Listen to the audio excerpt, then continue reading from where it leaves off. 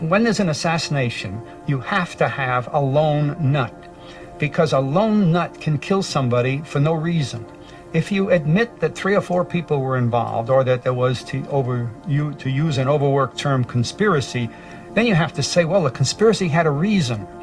Well, they don't ever want to face that reason. What was the reason why Kennedy was killed? What was the reason why King was killed? By having a lone nut, you don't have to ask that question. And I think all of us that study these assassinations ought to forget some names totally. One name is Oswald, another one is Sirhan, another one is Ray. Forget them. Those poor guys were staged into this program. They had nothing to do with the assassination except be the fall guy. And as an assassination studier, student of assassination for 25 years, I tell you frankly, I could write the whole book on assassinations without using any one of those names. They're not relevant other than as patsies. You see, none of these cases really get into the courts, and when they do, they're very abnormal cases. Consider the case in Los Angeles about the killing of Kennedy. The people most proximate to Kennedy at the time he was killed have never been questioned yet. I traveled to another country to talk to a young lady that was almost leaning on Bobby Kennedy at the time he was shot. She can tell you how he was killed, but the courts have never talked to her. This cover-up pattern is enormous, and it's very effective. It closes everything down. What's the technique for an assassin once the assassination has been completed? Where do they go? How do they operate then? Well, obviously the first thing is to bring in the hitman or the hitmen. Usually it's a triangulation affair so that you're sure you have the guns to do the job. You can't always say where your victim's going to be, so you place the guns in the right place and you're ready for it. But you know, that's the easy part. Then you have to get them out of there. I think if you study, as we have hundreds and hundreds of photographs of these scenes, you'll find that there were certain people, for instance, that didn't run from the area, stood there casually, nothing happened. They have the assurance they're going to be picked up at the proper time and removed from the area. Now, undoubtedly, they're the killers. They're too smart to run and draw attention to it. They're too smart to jump in a car that speeds away. If there is a car that speeds away, that's a cover story. It's like the white Mustang. It's not the one that really did the job. And the press releases that are immediately put out lead you to the man in a 6th floor window, while the man that really did the killing is right down there on the street waiting for somebody to pick him up casually and walk off. And just consider either of the Kennedy cases or the King cases, the thing you notice most is that the police stood with their hands down and did nothing. There were no on-the-spot detectives. There was nobody really looking into the ballistics. There was no one checking any of the things that the police would have gotten into in the first place. So there's where you begin to see the cover-up pattern. Somebody has told the police department, stay away from this. Now, they don't tell them that way. They say, look, because this was Mr. King in town, we have a special group of Secret Service or a special group of whatever here. And so the police think, well, it's covered, we're not needed. But in any event, they're away. Now, in Dallas, I know for a fact myself that there was an Army unit we intended to use in Dallas for protection on the streets.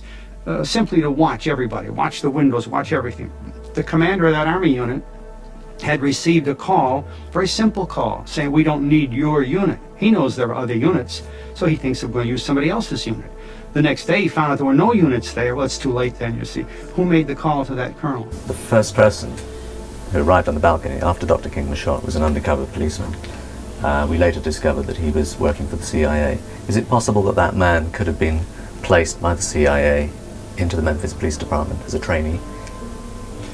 Well, I think really to explain why this certain policeman would be the first man on the balcony and that kind of thing, you might turn it the other way around. He might have been the member of the Memphis Police Department that the CIA had trained, or somebody else from the government, FBI had trained, and here we're using a generic term more than we are a specific one. The training they get enables them to perform special jobs like this. For instance, think of the other cases when Bremer shot Governor Wallace. Immediately, an investigator went into his apartment in Milwaukee. When an airplane crashed with Howard Hunt's wife in Chicago, something like 70 FBI men immediately went to the wreckage of that plane. I don't know of any other airplane where even any FBI showed up, at the wreckage of it immediately. So when things like this take place, there is training behind it, and it's very skilled training. and it's training with key people. And that's what I meant by saying that by taking a large number of men as, quote, instructors and putting them in the Inter-American Police Academy, you can train members, select members of police establishments from all over the United States, but then they're taught special methods and everything, and mainly they go on your list. They're your contact man. Then the contact man is the one who does these things that are, as you described, where the man goes up on a balcony. The first person there seemed to know why he was there and when to be there, things that look like magic otherwise. Why was he there, you see? He had advanced knowledge. From your experience in government, Fletcher, do you think it conceivable that a secret intelligence unit could have planned and carried out the assassination of Martin Luther King? You needn't have to include the word intelligence unit. It's just a secret unit. And there's no question about it being a unit. Anybody that thinks today that either Kennedy assassination, either one of them, or the King assassination, and others that we might go into, were done by individuals, just doesn't understand. They doesn't understand the business at all. The easiest way to see that the program is laid on in a team effort, carefully planned and carried out, begins after the murder. That the cover-up program, the things that take place, the lawyers that are hired, the courts and the way they go after it, the Warren Commission itself, things like that in all these cases, just show you right away that there's a good-sized program operating these things, not 2 or 3 individuals. There's just no way. Now, where these reside, where they begin, who says let's do it, that's pretty hard to know, because you're not ever going to find that out. That's again part of the package. It's concealed. But the work is carried out by people who are skilled and know these jobs, and they perform this work internationally. It's not just on the streets in this country. If the decision is made at some level or some point that involves an assassination, either within the United States or outside, the group involved, first of all, is in a very high position, and secondly, very limited in numbers. In most cases, the people that are called upon to do this have a good bit of training. They have the skills, they have special equipment, and they have a lot of support. And the thing that people should understand is the support they need really comes after the shots have been fired. How to get them out of there and how to cover the thing so people don't realize that a team of gunmen did the job. I certainly knew of plans that were intended to bring about an assassination. For example, in the case of Castro. So they created an organization called Mongoose. Mongoose was the cover word for it. Now, the objective of the Mongoose program was to assassinate Castro by any means. We even used mafia hitmen, skilled mechanics, skilled killers. We used poisoned things. We used all kinds of...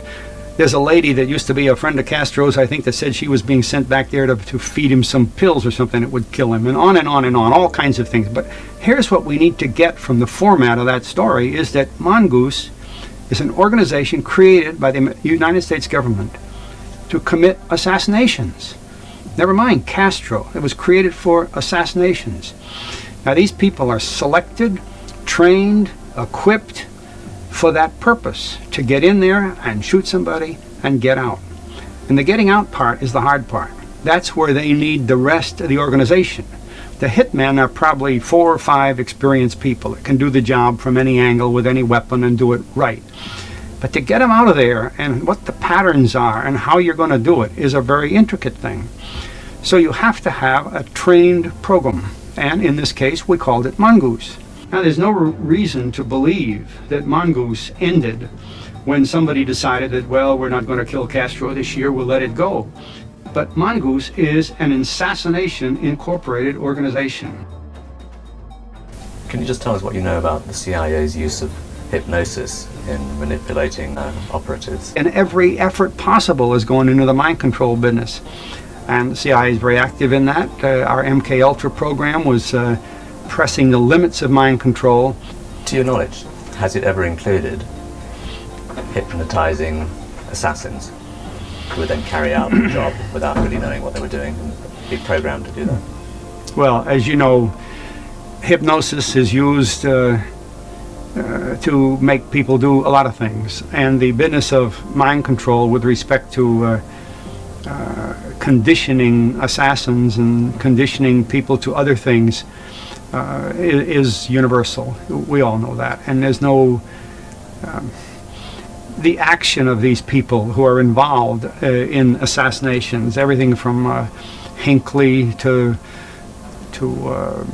James Earl Ray, we'll say, and others like that, Sirhan, and all these people are not normal. Something odd happened to them because, first of all, 20 years, 25 years have passed, and some of these people are still in this state that is not exactly normal. I think they were submitted to pretty heavy doses of certain kind of drugs or medicines, and probably to hypnosis and other devices for mind control. It's a very advanced art. So it's not an entire coincidence that Ray had books about hypnotism in his apartment when he was at the time that after the assassination they were found, and also Sirhan had books about hypnotism as well, I believe. Do you think that's not entirely coincidental? Well, and of course, this business of having books in his apartment and having kept a diary and all this, I find that is simply part of the trade, part of the assassination trade. All these lone nuts that kill somebody all keep diaries, and they're all very strange little diaries and that kind of thing. I think that's all created. I don't think they had the diary. I think that I've read many of them very, very carefully. I agree with Gore Vidal that they appear to be written by some central office that knows how to write these diaries. So the books they kept, the things they went through, are really immaterial to the basic facts of the assassination. Can you tell us something about the secret team? Who are the secret team? Whether there are people still around today that you knew in the 60s? And what kind of activities they were involved in? Actually, the book I wrote called The Secret Team is autobiographical. It explains my 9 years' work in the Pentagon in this kind of business. Actually, I had been in intelligence type work long before I came to the Pentagon. I was at the Cairo Conference in 1943 and the Tehran Conference in 1943 when there were some very important secret operations carried out. I was in the Soviet Union in 1944 and in Turkey in 1944. So that through all this period, beginning way back in the 40s, it was clear that even though I was working close to men like Winston Churchill, I lived right across the street from him once when he was in Marrakech and so on, you would see that they would be carrying out some kind of instruction. I've worked in a room like this with Alan Dulles, right at home with him, with John Foster Dulles right there, and listened to the two of them talking about how we're going to do this or how we're going to do that. And then I've seen John Foster Dulles pick up the telephone and call somebody overseas. And you realize they're taking an input, taking instructions. They're not the top men. There is a high cabal, the words that Churchill used, that runs things. Now, we'll never describe those people. Their greatest strength is their anonymity, and they know that. Now, at lower levels, there are secret teams in the sense that governments or parts of governments don't stop them. As we see through this whole Iran hostage exchange thing.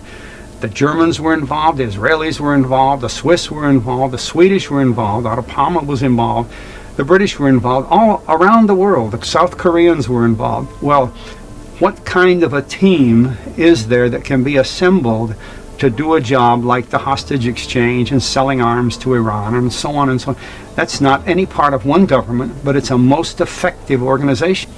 So the closer you get to this type of operation and the more years you spend in this kind of operation, you recognize that there is a secret team that even governmental structures does not encompass. It's a very powerful, large organization.